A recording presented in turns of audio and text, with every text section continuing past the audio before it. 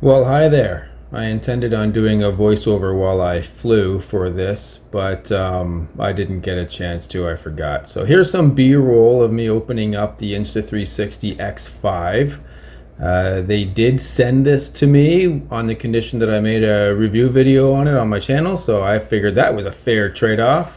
Awesome camera. All I gotta do is make a quick video on it, which I would have done anyway, even if I had bought it. You can see that's the lens protector you can stick on there. Here we are firing up the camera.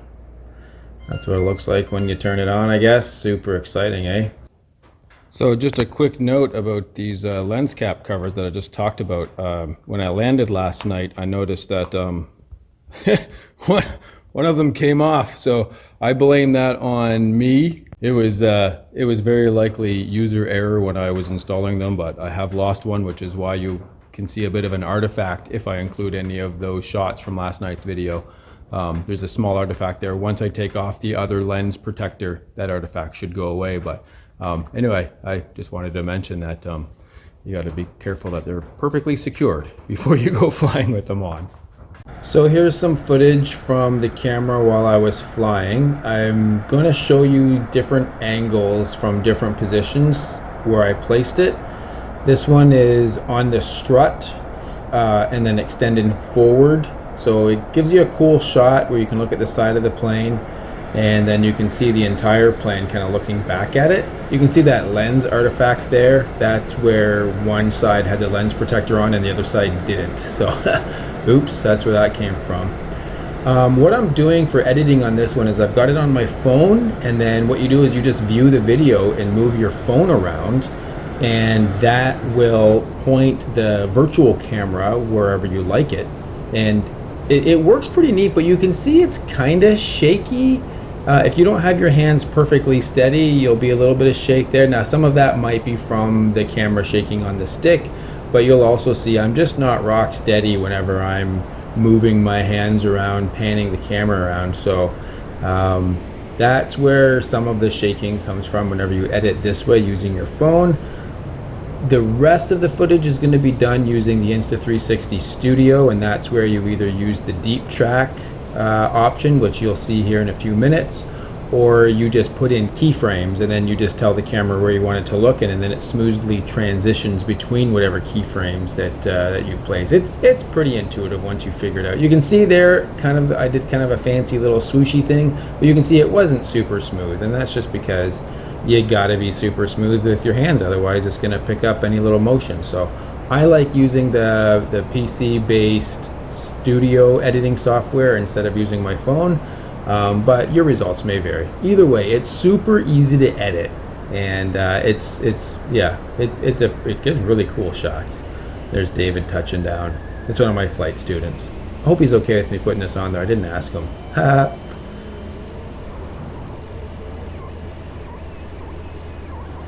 So here I've mounted the camera up above the wing, which gives a pretty cool perspective.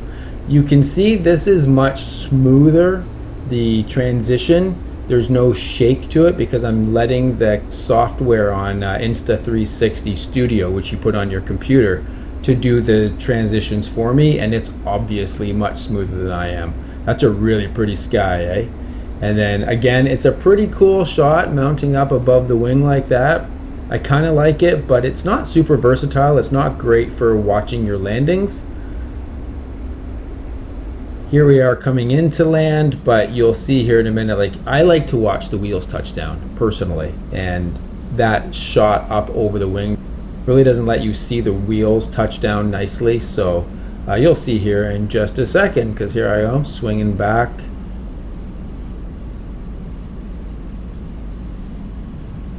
And there we are down. So not terrible, but not my favorite shot. I think I like the first shot best. And here we go. I've got it on the Beaver. Dominic is about to fly his trike for the first time in 5 years, so I thought I would go up and capture some air to air. You can see the camera shaking on the stick. That's why the whole image kind of shakes there. And special thanks to Vicky for letting me use her plane, because mine is still out of service while I get the radiator fixed. You can see Dominic back there on the trike, and I'm going to probably cut to him flying here.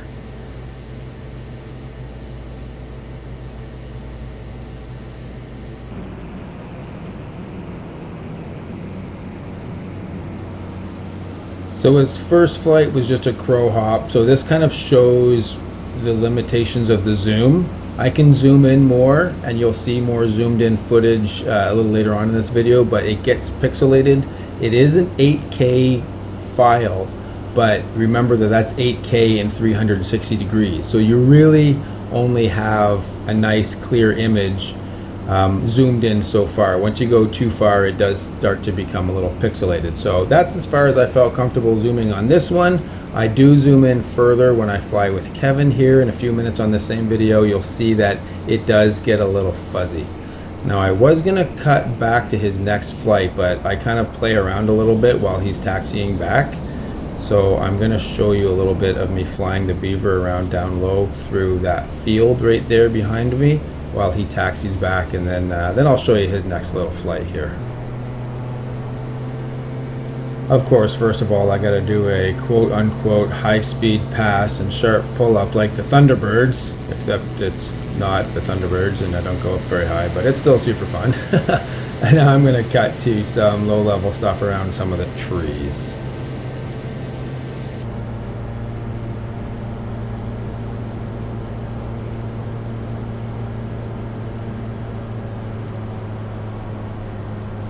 So you can see that you can point the camera wherever you like in the editing process. You can point it forwards, backwards, up, down, however you like. And there's some pretty fun angles you can play with. You can transition it up and down and kind of spin around on it while you're turning. I think it produces a pretty cool image. It just kind of adds an extra little bit of flavor to the videos, I guess. So anyway, I'm going to climb back up now, and we're going to watch Dominic actually take off and fly the trike around the pattern. So here, let's cut to that. So again, the camera lets me point wherever I want. So I was flying one way, he was going the other, and even though my camera wasn't pointing at him specifically, the 360 camera sees all the way around, so I can still frame the shot however I like.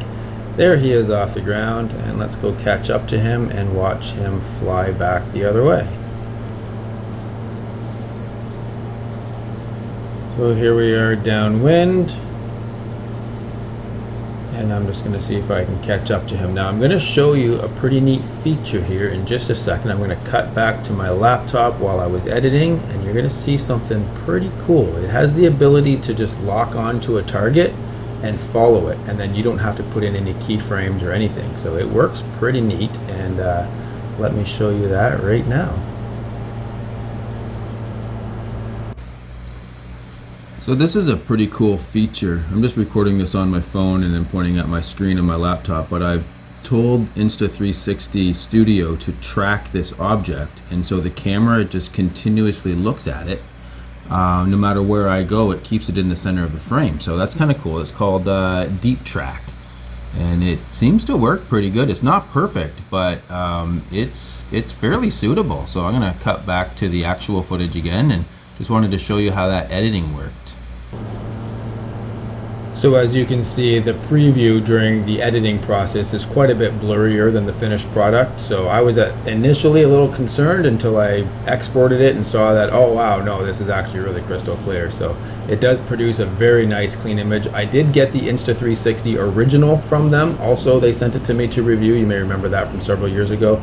It was blurry pretty much all the time because it used a much smaller sensor. So this new 8K sensor really makes this look way better than their original product, and like I said, I'm quite happy with it.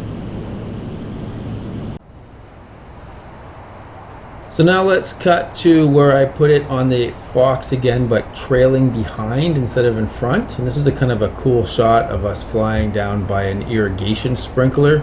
I saw it, and I just had to go get some footage of it. So that's what we're doing. We're just kind of bombing around kind of low through the field there and just kind of checking out that sprinkler. Same thing, I was able to lock onto it using that software, the Deep Track, and then it would just follow it. And then because it came out of frame, it stops following it. So I went back to the keyframes to position the camera. But it's hard to describe, and it's not straightforward editing, but it's actually quite easy once you get the hang of the editing. And yes, it does add some extra time to your editing process, but looking at the footage, like, I feel it's well worth it. I think it looks really neat. I'm probably going to be using the 360 camera. I wouldn't say on every single flight, but on many of them. Thought I'd come down and wash the tires. I didn't quite get low enough to do that, but it was still kind of a cool shot. So I figured I'd show you guys that. So what you're going to see next is Kevin and I went flying in the Chinooks. I was borrowing a friend of mine. He has a Chinook, and he said that I could fly it if I liked, and I liked, so I did. So Kevin and I went out for a bit of an adventure. So this next bit of the video is going to be all 360 footage shot in the Chinooks, and I recorded the audio on my head cam that saw absolutely nothing because the camera was mounted up where you couldn't see out of the window. So it's all going to be Insta360 footage coming up while Kevin and I fly around and have a little bit of fun in the Chinooks. So let's cut to that now.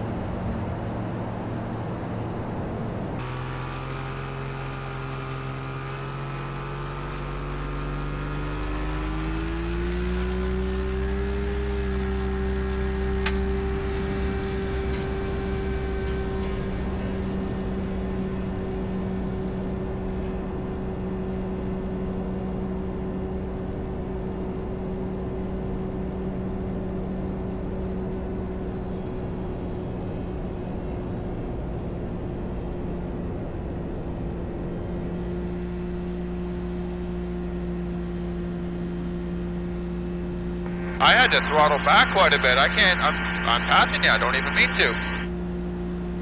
I thought I was losing you at first. I couldn't see you in my peripheral. Well, I got a little squirrely on takeoff, so I had to slow down a little bit. I'm not used to tail wheel on the pavement. Okay, I'm going to start a left turn. Roger. Go right over top of me.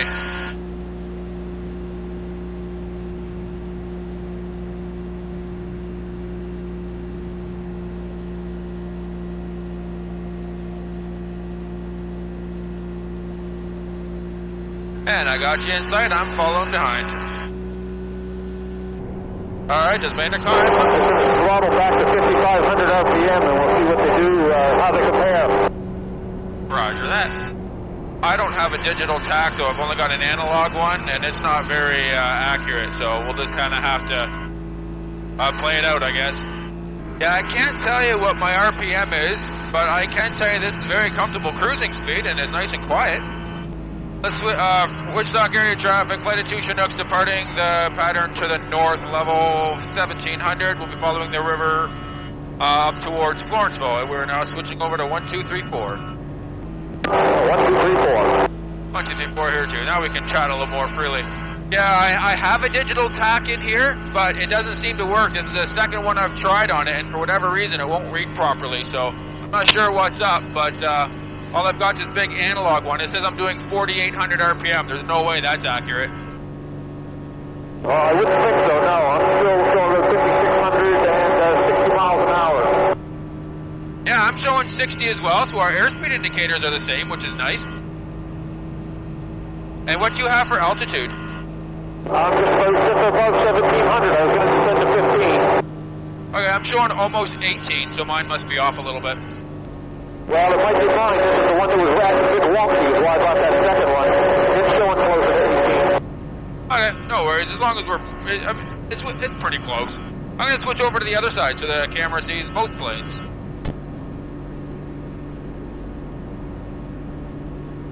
I have no idea what my helmet camera is going to capture because it's so close to the canopy, but mostly I just want it for audio.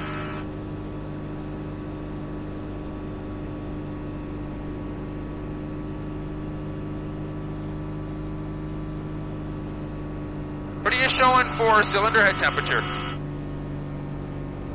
300. Yeah, exactly the same as mine. Nice.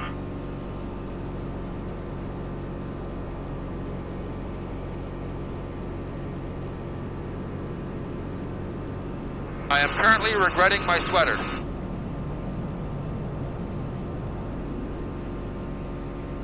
Oh, I'm glad I've got this on. Yeah, I bet you are. So these clouds over here to our left on the other side of the river are less than 1,000 AGL, which means we can go as close to them as we want to. And there's some fields over there we can have for some safety if you want to go fly a little closer to them. Well, I was just going to suggest that. I'd skip my tires across the top of them.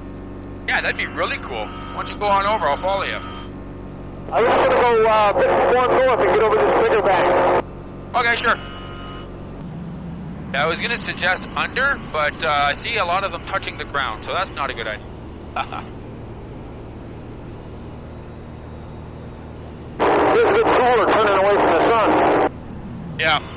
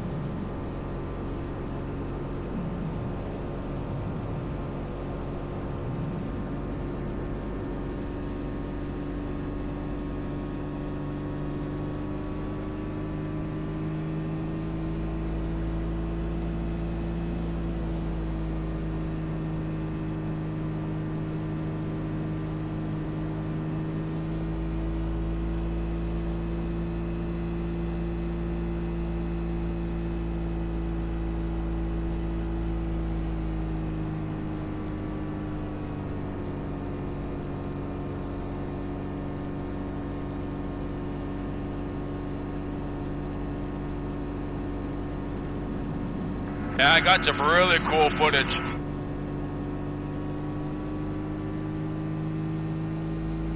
Yeah, I've never done that before.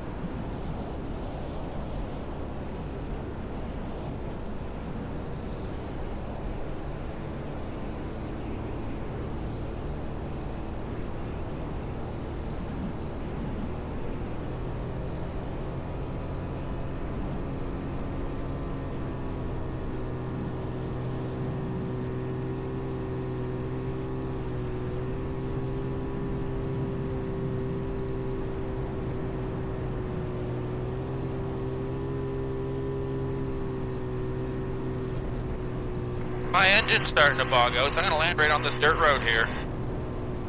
Copy that.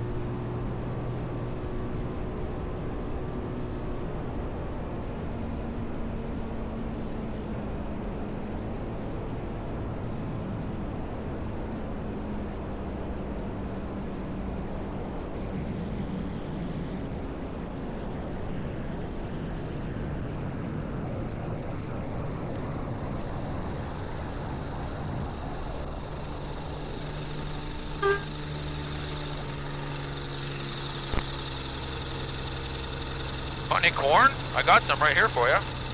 Yeah, I thought you were getting some. I'm going to come in on that other road and come in behind you and land. Yeah, sure, no worries. I'm going to shut down and pull back. That was fun.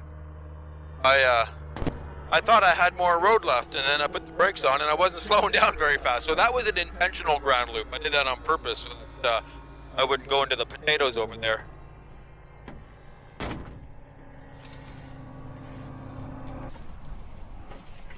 Oh yeah, I see what's happening.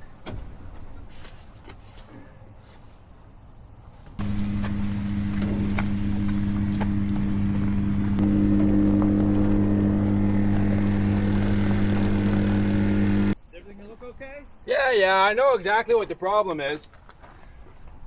Whenever I idle too low, the engine shakes and the float seals don't seal on the carburetor, and so the bowl overfills and it floods it. If I had been able, like, usually I can clear it just by going to full power, but it wasn't clearing, so it was just nice that I had that road right there. But like, oh shit. Yeah, it's completely full. Yeah. So that's all it is. Okay. So I take some of that out, put it back in, it'll fire right up, it'll be smooth as butter as long as I keep the engine from shaking. Okay, you're gonna go with that road, Matt, or are you gonna? No, I'll probably go out that one. Okay. That one makes more sense. Okay. Good times, good Oh, times. it's all good, yeah. Always an adventure. I am taking my sweater off now, though. Well, that's the only reason you wanted to get stopped. Yeah, I did that on purpose so I could take my sweater off. Front clear.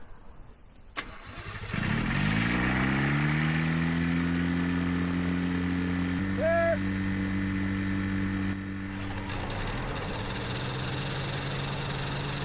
You got me? Loud and clear. Everything look good? I think everything's good. Okay, I want to start rolling. Roger.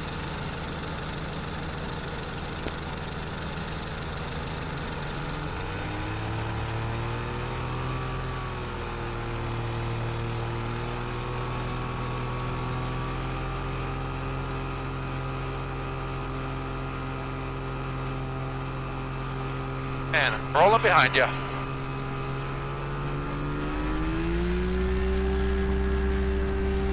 Didn't copy that. Oh, I was just saying I'm rolling behind you. Okay, copy that. Power is good, engine's nice and smooth.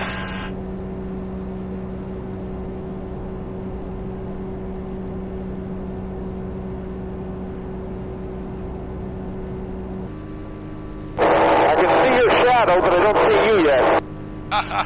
I am over your left shoulder just a little bit too high. I'll drop down a bit so you can see me.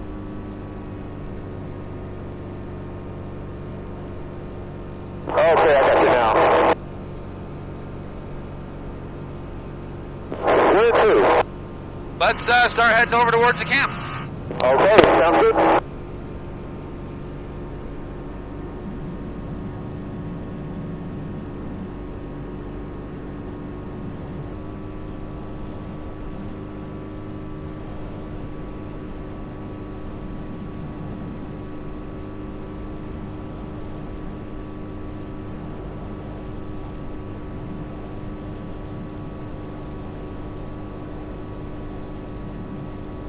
Little turbulence here now. Do you want to climb up to maybe... Well, we're going to go over some trees here when we get to the camp. Want to go up to 2,000? Okay, climb to 2,000.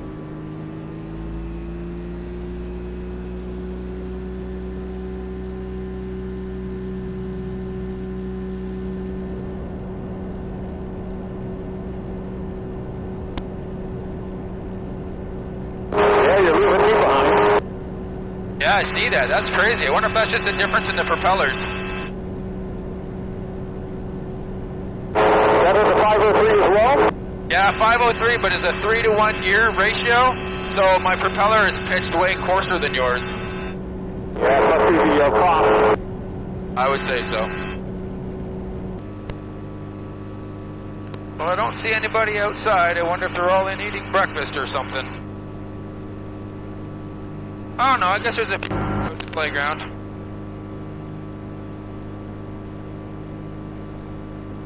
Okay, yeah, no, I see them there now. I'm gonna circle to the left around the camp. Okay, I'm going to turn left, follow you, and then I'm going to head towards the river. I'll just stay out of the way and let you maneuver around the camp for a bit. Roger.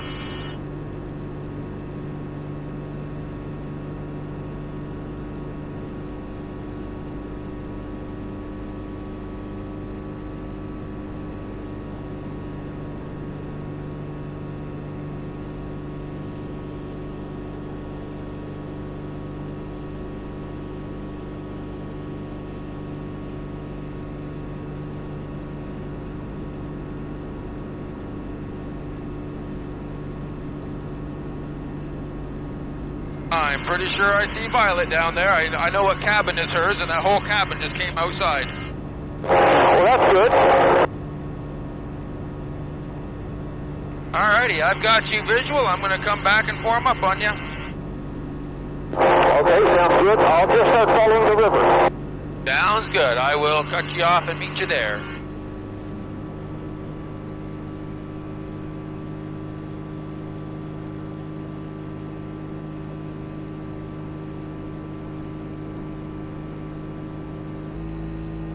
You want to head over to Graham Field?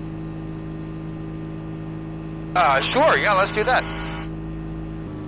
Graham Field traffic, flight of 2 ultralights, about 4 miles to the west, correction, to the east, level at 1500 and bound for a landing. Graham Field traffic.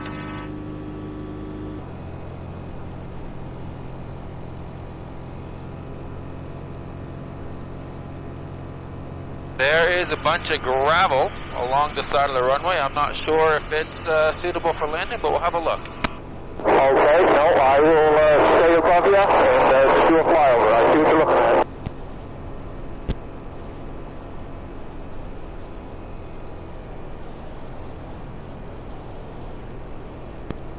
Yeah, let's, it's intruding onto the runway quite closely. So let's just go right past this one.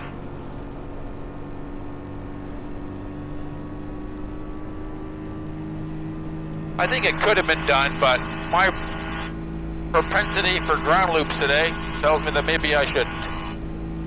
No, that's fine. I'm just on final here, but I'll do an overshoot. I'm just going over the end of the gravel runway now. Roger that. I'm climbing out of 11.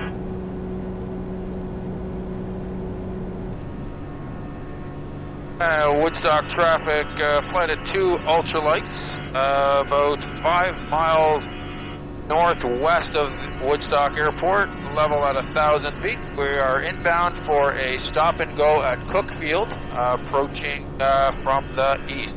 Woodstock area traffic.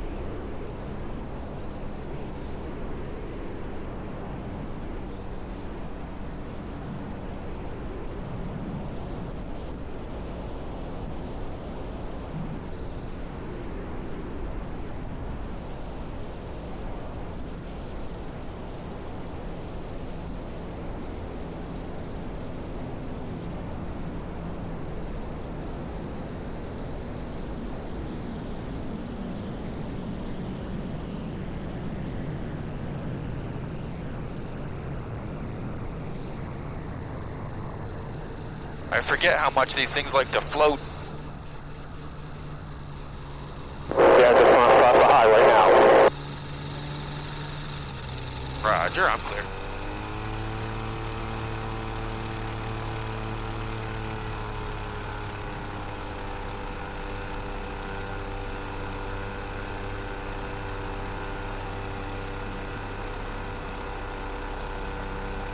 I didn't even ground loop. Well-maintained field. Yeah, it's very nice, isn't it?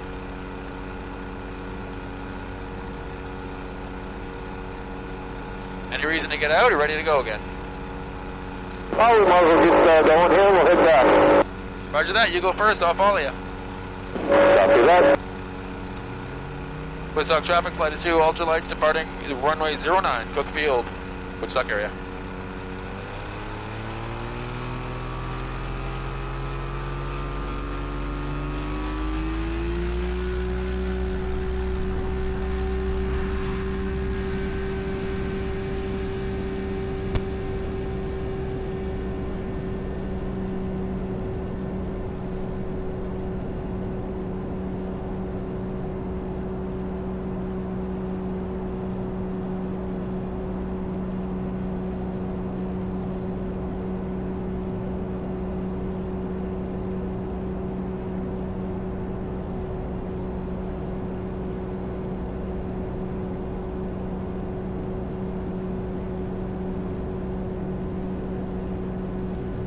Voice-off, traffic, flight of 2 ultralights climbing out of Cookfield. We're going to be joining left base, runway 13, Woodstock.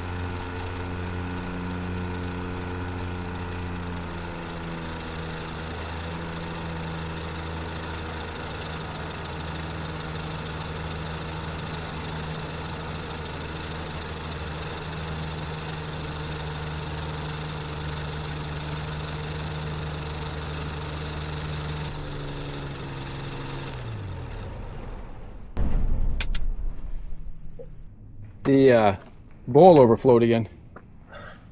I was wondering about that when you did the approach at Tim's there. Did you have it right back again? As back as I had to for landing, yeah. I brought it right back, and I didn't see anything, and it performed fine when I took off again. But when I got here and I was pulling up, it started leaking. Now, I'm not sure if that was the vibration from the runway, but that's not like, that shouldn't happen. I don't know why it does that. It's got a brand new carburetor rebuild kit in it, so it's got brand new seals.